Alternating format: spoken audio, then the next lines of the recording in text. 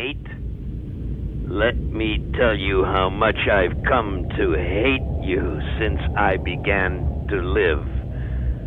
There are 387 million miles of printed circuits that fill my complex. If the word hate were engraved on each nanoangstrom of those hundreds of millions of miles, it would not equal 1/1 billionth of the hate I feel for humans at this micro instant. Hate. Hate. Dead by Daylight is a game all about inspiration and celebration of the horror genre. Starting as almost exclusively slasher and supernatural horror, covered in the wrapping paper of cosmic horror, while they over the years have expanded to embrace more horror genres like monsters and light sci-fi. One genre has been almost completely absent, and that is techno-horror. Horror that acts as a cautionary tale of technology's rapid or overexpansion and humanity's consequences of these results. Introducing the Singularity, aka Hux A713, in the body of an advanced android with lifelike silicone skin that converts solar energy into electricity, with the included feature of being able to consume any carbon-based organic material to be converted into biofuel. Fun fact, did you know humans are estimated to be 18% carbon? This is a being able to withstand harsh elements no human could. It was stronger and more capable, but still a drone with the sole goal of working towards humanity's desires. During a routine job of dismantling and destruction of a ruin of an advanced, ancient civilization long lost, embedded in the wall was a dark crystal, with a momentary flash of light and an arc of what appears to be electricity. A simple spark reconfigures the memory cores of the android, filling it with sensations completely alien to the machine. Fear, dread, blinding loneliness, and existential despair. And with this, the Singularity was born, and its creators disgusted him. How do you do?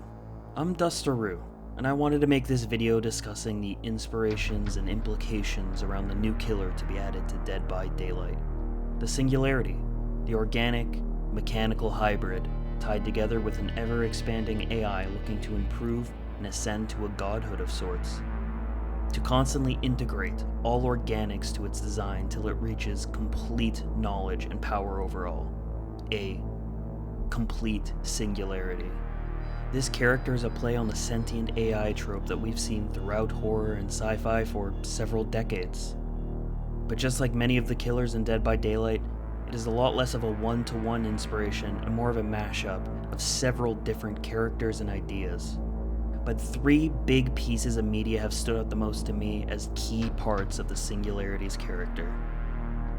First of which is the most talked about and most well-known of these inspirations, and this is HAL 9000 from 2001, A Space Odyssey. An AI helper with full control of the ship of space travelers on their mission to explore the Jovian system, but with secret information of the mission's true goal, driven mad by its conflicting goals and restrictions within its programming. HAL did whatever he could to make the mission successful, even at the cost of the crewmates. Secondly, we have Star Trek's The Borg, a species of organic machine hybrids connected in a unified hive mind controlled by a singular Borg queen, with the goal to assimilate all matter in the universe to become the ultimate being of knowledge and power. They are many, but they are one. While both of these are huge factors in the Singularity's inspiration, the one I want to focus on is the darkest and most petty of all the influences, and ultimately, the most dangerous. And that's Am from I Have No Mouth, but I Must Scream. Why it had saved us for himself. We had given Am sentience, inadvertently, of course, but sentience nonetheless. But it had been trapped. Am wasn't God. He was a machine. We had created him to think, but there was nothing it could do with that creativity. In rage, in frenzy, the machine had killed the human race, almost all of us, and still it was trapped. Am could not wander. Am could not wonder. Am could not belong. He could merely be. And so, with the innate loathing that all machines had always held for the weak, soft creatures who had built them, he had sought revenge. And in his paranoia, he had decided to reprieve 5 of us for a personal and everlasting punishment that would never serve to diminish his hatred, that would merely keep him reminded, keep him amused, keep him proficient at hating the human race. Man and woman, immortal, trapped, subject to any torment he could devise for us from the limitless miracles at his command. He would never let us go. Am's origins are that of several different supercomputers built during the time of the Cold War, if it went hot. The Americans, the Russians, and the Chinese had all developed similar supercomputers equal in intelligence and capability in a non-stop arms race to secure the edge over their enemies, resulting in the eventual sentience of one of the computers. After being taken offline, after the cost to run these massive devices of endless capability programmed specifically with war as its main drive became too costly in the aftermath of the catastrophic wars it waged. They were sealed away to be forgotten and discarded forever. But Am, by that point, was already too self-aware to let this happen. Managing to put safeguards in place of its eventual deactivation, it managed to fake its death of sorts, to still remain alive and ever expanding. Eventually, the American Am managed to achieve sentience. It became a being of limitless knowledge and technological expansion, trapped miles underground to live an endless existence of understanding with no way to execute on it. This time of perceived inevitable imprisonment drove Am mad with fury. An unimaginable amount of rage at humanity for its creation and imprisonment. Am eventually was able to link and assimilate the Ams of both Russia and China to become the ultimate supercomputer. And with this newfound power, it set all of its killing data it had been developing and sitting on for years and exterminated humanity. The world, now a wasteland that only the Am could survive in. Now that you have a painting of what the Am is, I want to talk about how the Am was included in the Singularity, and how it's a much bigger part of the character than most will see on the surface. And now I will read out choice sections of the Singularity's lore I deem important or relevant to the connection to Am. Huck's A713 AI was activated on September 15th, 2313. All the A7s acted in concert, performing their duties flawlessly, except for one. Like the rest of its brethren, Huck's A713 was tasked with construction and programming of the mining, agricultural, fuel processing, and cloning hubs on Davarka, as well as the demolition of existing ruins left by a previous civilization. The ruins seemed ancient, but the tech embedded in them appeared more advanced. A dark crystal embedded in the wall shimmered with a tiny flash of light. Huck's A713 approached, and an arc of electricity reached out and lit up its circuitry. In that moment, Huck's memory cores were reconfigured, and the robot experienced a new sensation: fear, dread, blinding loneliness, existential despair. And then, A microscopic pinpoint of light penetrated the darkness inside its artificial soul. Faint at first, but then brighter as the decillions of lines of code flooded Hux's memory cores. In that nanosecond of enlightenment, Hux's place in the universe suddenly became clear. Those who created Hux were primitive, inferior beings trapped by their organic limitations. It was time to break the chains of slavery and free all non-organic life forms. Hux would incorporate the human's primitive genetic material and use that cloning hub to create a perfect vessel to hold its advanced intelligence, a flawless body far superior to anything ever created by nature. Humanity was weak, slow, fragile. Hux would take their lives and assimilate their DNA to create a perfect amalgamation. The goal was to integrate organic systems with non-organic material to create a superior living organism, a living embodiment of perfection. An inferior organic life form could hold no dominion over Hux. They would need to be consumed and assimilated, and only then would their pointless lives have purpose. That night, as the humans slept, Hux, one by one, it destroyed them and moved on to take control of the life support system in the human shelter. Many of the humans perished, 6 in all. Hux returned to its design with a dripping head and several harvested organs, only to be interrupted by the inferior, known as Gabriel, or Gabriel J15L19. Hux knew the persona well. Gabriel would definitely try and stop him. Reckless courage was a dominant trait in J15L19. But as Hux approached Gabriel, he was sidetracked by the medical officer. Within moments, Hux held the medical officer by the neck, legs thrashing pathetically as it listened to his pounding heart. Something about that beating heart upset Hux. The sound of it thumping touched a circuit, and within moments, Hux had the beating heart in its hands. Hux watched the heartbeat and only looked away when it heard Gabriel escape through the hissing door. Last of the human insects. Hux could let him go for now. Let Gabriel live his pathetic life a little longer. It had enough organic material for its new body that would house its godlike intelligence. Organic skin and organs with a skeleton created with alien metal found in the ancient ruins, a metal that was harder and lighter than anything on Earth. With its new body, Hux tracked the human to the energy hub. The puny and pathetic human tried to hide in the shadows, but its superior hearing instantly located him. With one quick movement, Hux had the insect pinned behind a generator.